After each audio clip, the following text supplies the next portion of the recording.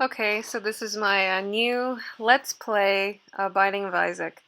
I have to warn everyone though, I actually, this run was so powerful that when I finally reached the chest level, the game crashed. And I didn't record until much later on because uh, when I run the screen recording and I play at the same time, it crashes a lot more easily because my computer can't handle it. I'm playing on a Mac. So anyway, as you can see, I've already gotten to the point where Isaac gets to start out with the D6, and I managed to get the habit. And prior to this, I managed to roll a D20 on the same level. So I'd been already doing a lot of prep work, but I wanted to get to a really powerful point and then start recording, as you can, see me get from very strong to even more unbelievably powerful. I already have some very notable items that's really driving my kind of power level over the top. I have Polyphemus, which is that one giant tier, which maxes your damage, and then I have Max's Head, which gives you, I believe, a 1.5 damage multiplier, and I have Mutant Spider, which gives you 4 tears, and most importantly, I have Sacred Heart, which is a huge damage multiplier, and it makes your tears homing. Although very slow, it makes your tears huge, and then they become homing. And wonderful, I just got the Wafer, which halves your damage taken, because once you reach the womb, all your damage becomes 1 heart. Damage taken becomes 1 heart as opposed to half heart. And here I am in the womb. And let's see, what other items? I also have some damage upgrade items like Blood of the Martyr. Um, yeah, like with the, it's really cool how when you're like depending on your damage, like the size of your tears change too. And I have 2 size multipliers, and I have already gotten like all the items from the Devil Room. So now the Devil Rooms they have regular items like uh,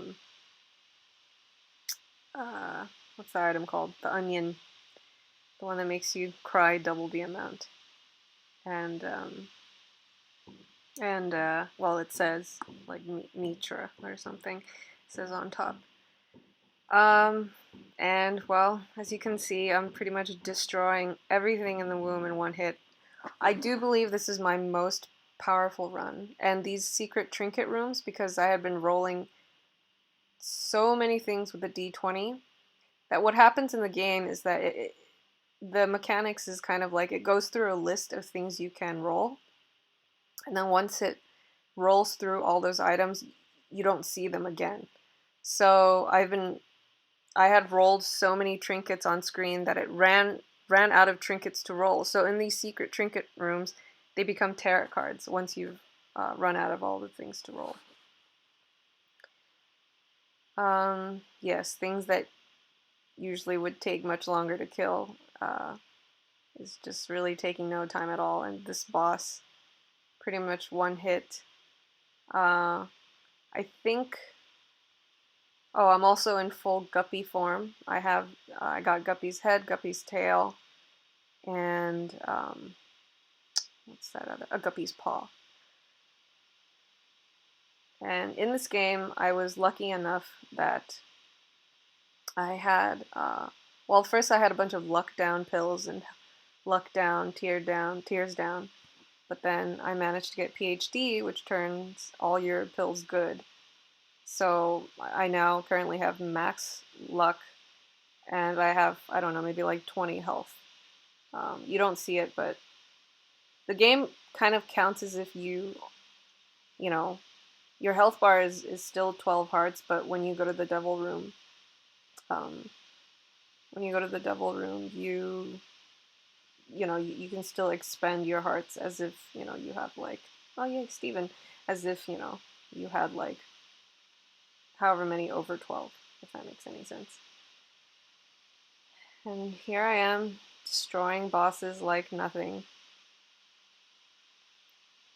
I don't even play the game to beat the levels. I play to see uh, how incredibly stupidly broken I can get the game to be. And actually, a lot of times I never get to this point because in the process the game often crashes, and uh, pretty much 90% of the time, and I play this game a lot, but 90% of the time when the game crashes, it's because of tarot cards. It's really unfortunate because I'll have a really good game going, and like, the game will crash because I picked up a tarot card, and for some reason, like, it just won't run anymore. And that's that makes you shoot tears from behind as well, like occasionally. As you can see, sometimes I'm really terrified of picking up a tarot card because I'm afraid the game would crash. Um, well, only to find later on the game actually crashed not because of a tarot card, but because I guess I had too many items. And also, I think because I was running the recording device that there was also a bit too much for my computer to handle.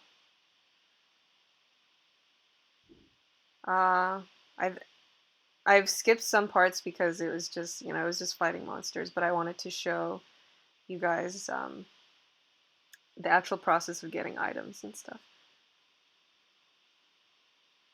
Again, the important thing is to break the game is you have to get to the point where Isaac kind of comes with a D6. And then your entire objective is to try to get the habit in the shop room, and then try to get the D20.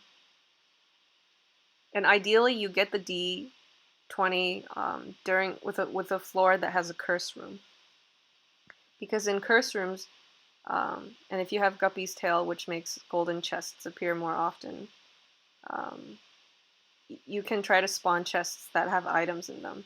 And when you spawn items in the curse room and then you roll them, they become devil room items or angel room items, which is, the key to becoming super powerful. Of course, regular items like regular item room items like Polyphemus and Mutant Spider are also very important, and Max's head. And another tip is to, when you're in the arcade, when the shell game guy, he drops the little poo fly thing called this, I think it's called the skatel. I'm not sure how to pronounce it. You don't pick it up. You don't pick it up and you re-roll it, and then because the game mechanics work like this, as long as you don't pick up skatel, he can always drop it again.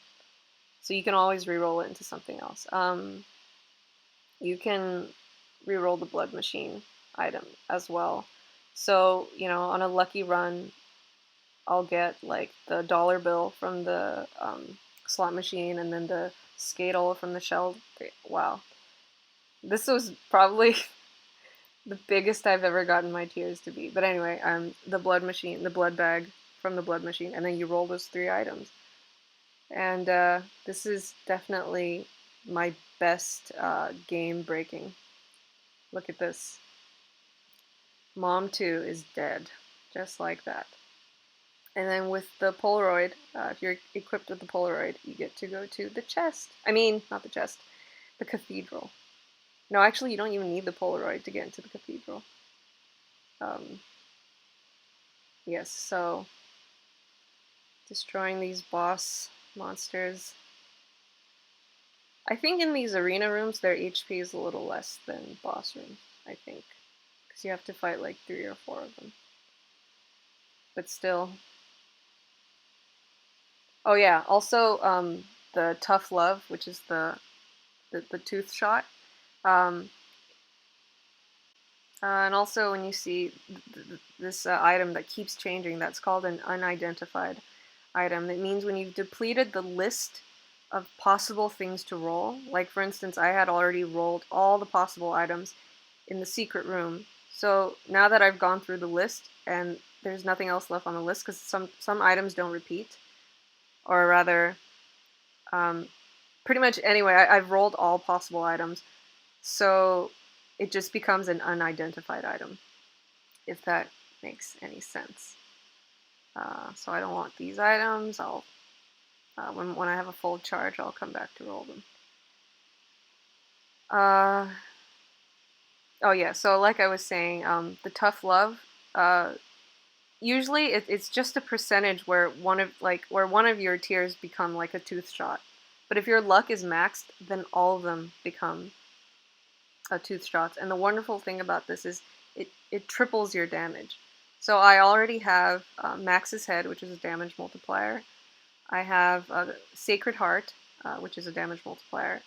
And I have Tough Love, which is this tooth shot thing, which is a triple damage multiplier. So that on top of the damage adding items I have, plus these damage multipliers, I have, you know, maybe I'm doing, I don't know, maybe like 40 damage, uh, maybe not 40, I don't know, 30 damage per tooth, but I have 4 shots.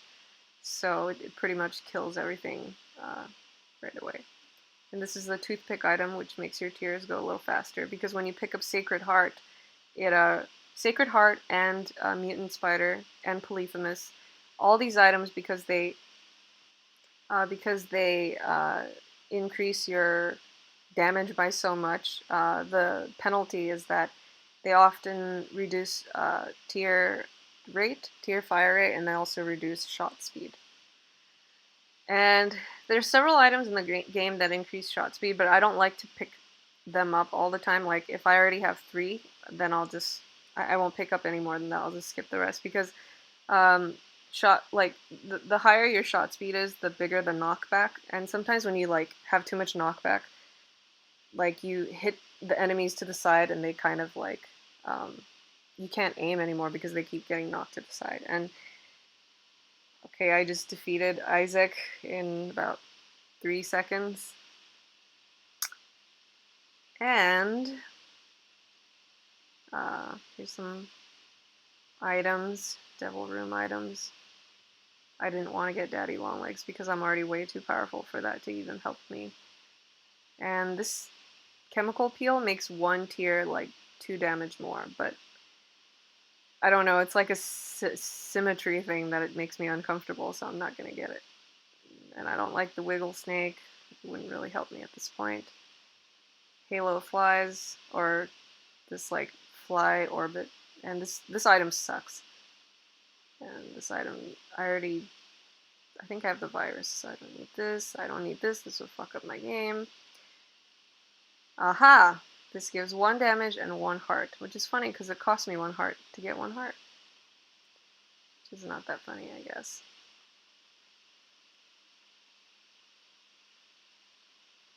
Sorry if it's super loud because my computer is kind of overheating.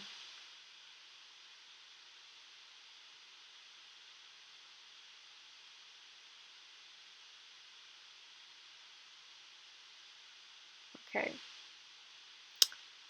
So, let's go to the chest.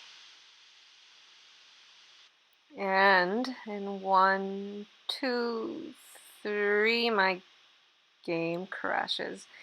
And so, thank you for watching my second Let's Play for The Binding of Isaac. I get such a sense of enjoyment when I totally break the game, and I was lucky enough to get to the point of breaking it this much without it having crashed yet, and I was able to record it too. So, thank you, and I hope you enjoy the video. Goodbye.